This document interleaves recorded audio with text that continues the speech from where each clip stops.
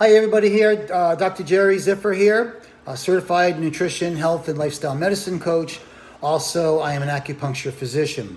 I've had some people who have contacted me and approached me about some high cholesterol issues, and they're looking for some natural ways to handle it rather than having to resort to medications. So I thought I would cover it here. So cholesterol is essential, I should say, for making cell membranes, cell structures. It's also vital for synthesis of hormones, vitamin D, and other substances. The question is, though, where does cholesterol come from? So basically, there's two main sources of cholesterol. The first is cholesterol is made in your liver. But understand that adequate amounts of cholesterol are being made in your liver, which means that there's virtually no need to add extra cholesterol into your diet. Which brings me to the other way to get cholesterol in your body, which is through foods. The type of foods that have cholesterol are animal-based foods, such as meat, poultry, fish, dairy, and eggs. And they have a lot of cholesterol in them. As a matter of fact, if you go online and you Google cholesterol amounts in food, you're going to see a whole list of different foods. And you'll see under all the animal-based foods, that's where they are. But under plant-based foods, you'll see a big fat zero, okay? For people with high cholesterol, who have issues with cholesterol and want to lower their cholesterol, and you don't want to go on medications, then you don't want to add foods that have it. Otherwise, basically, as I term it, you're just adding fuel to the fire. It's kind of like if you have a fire. You want that fire to go out, but if you even add a twig into it, that fire is not going to go out. So justifying foods that have cholesterol is the same thing. You can't expect the results if you keep adding to the fire. So high blood pressure or hypercholesterolemia is very common in the United States, which is linked to coronary artery disease or artery blockage. Whether you're overweight, obese, skinny, the consumption of cholesterol can lead to blocking of your arteries.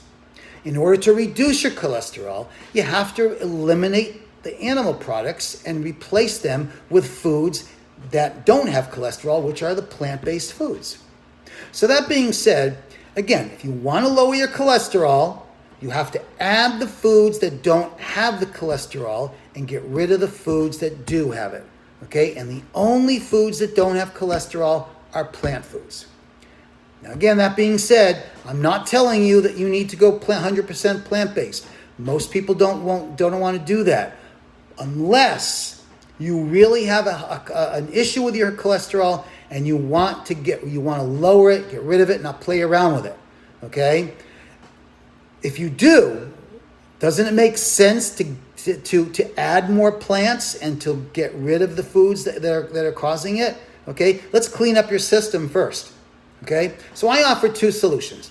Number one is you got to decide what it is you want. I do this with all my health programs. You have to decide what is it that you want. What's your ultimate goal? So if your goal is to lower that cholesterol, okay, then just like alcohol, if somebody goes into recovery, you don't tell them, we're only going to let you have 1 or 2 drinks a day rather than 10. Yeah, that's not going to work. Okay, same thing here. Okay, if you have an issue and you're truly concerned about your health, then you need to go all in. The other method is what I call a combination method, which is good for some. It's a little slower, but it also does work.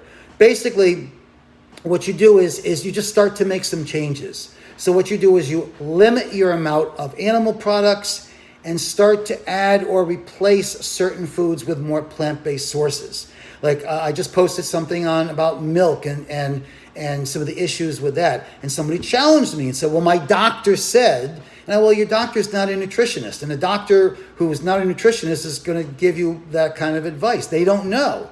Okay, so this has to do with osteoporosis, but it's still the same thing. The doctors don't know that. Okay, so understand if you're adding cholesterol to your diet, you're going to have high cholesterol. So the idea again is to reduce or eliminate some of those animal-based and start to add more. At least you're getting a kind of a help there. Okay. Plus, also get the added benefit of fiber, which also helps to clean the arteries out. See, you may have that cholesterol, but you've got to clean those arteries out.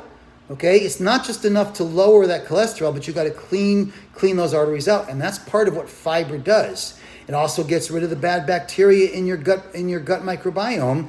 It gets rid of the bad, replaces it with the good, so it's going to strengthen your immune system. Okay, do you have to do this forever? No. What I'm saying is, make the transition so you can give yourself a chance to at least clean out the added cholesterol in your arteries. And then once you return to your normal cholesterol levels, then you can decide how much of those added cholesterol foods you want to add, if you want to do that. But at least you know the process, and if you need to, you can repeat it again if you want or need to. Okay? Understand you don't have to rely on medications, because all that does is lower your cholesterol, which is fine. But if you keep eating it at the same time, it's like putting that twig on the fire, okay, and blowing it out. You're putting the twig in, blowing it out. You got to stop, okay? You got to make that change, okay? You can't rely on meds; they're not going to work. Just stop throwing that twig on the fire, okay?